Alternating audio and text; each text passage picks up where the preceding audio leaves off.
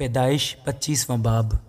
اور ابراہیم نے پھر ایک اور بیوی جس کا نام کتورہ تھا، اور اس سے زمران اور یکسان اور مدان اور مدیان اور اسباق اور سوخ پیدا ہوئے، اور یکسان سے سبا اور ددان پیدا ہوئے، اور ددان کی اولاد سے اسوری اور لتوسی اور لومی تھے، اور مدیان کے بیٹے افاح اور افر اور ہنوک اور ابیدا اور الدعا تھے۔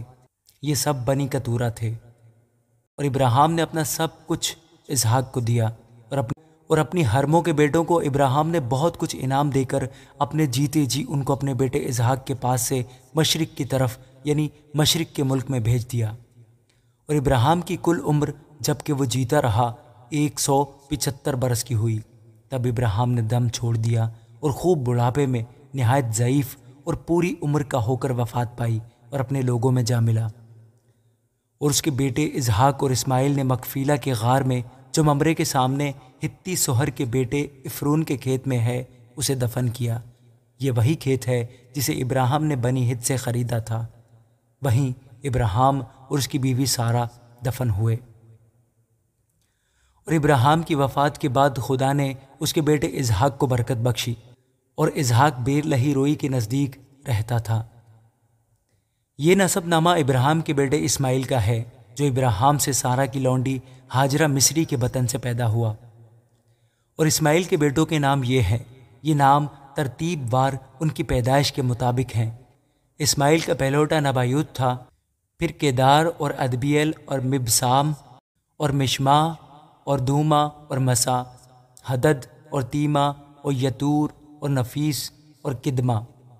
یہ اسماعیل کے بیٹے ہیں، اور انہی کے ناموں سے ان کی بستیاں اور چھاونیاں نامزد ہوئیں۔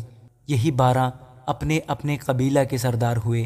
اور اسماعیل کی کل عمر 137 برس کی ہوئی، تب اس نے دم چھوڑ دیا اور وفات پائی اور اپنے لوگوں میں جا ملا۔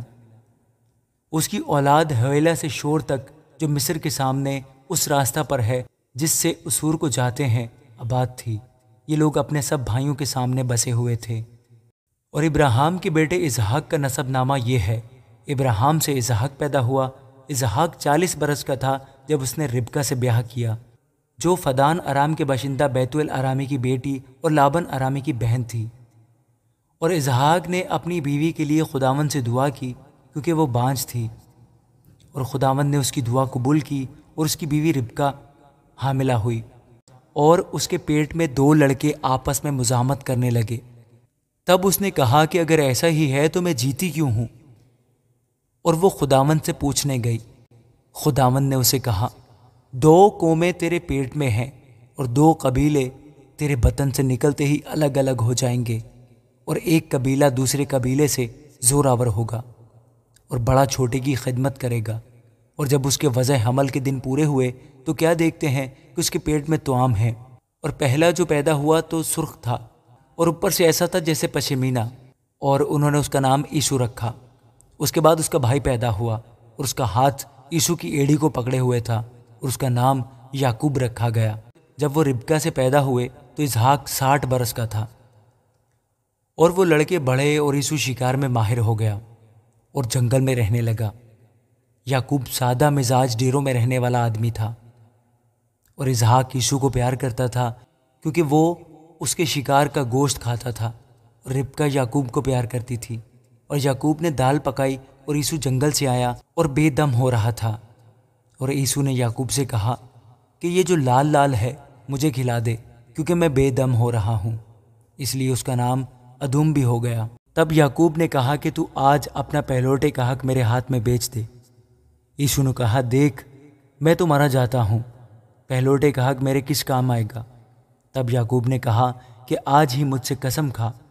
اس نے اس سے قسم کھائی، اور اس نے اپنا پہلوٹے کا حق یعقوب کے ہاتھ بیچ دیا۔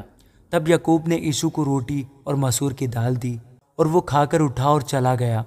یوں یسوع نے اپنے پہلوٹے کے حق کو ناچیز جانا۔ آمین۔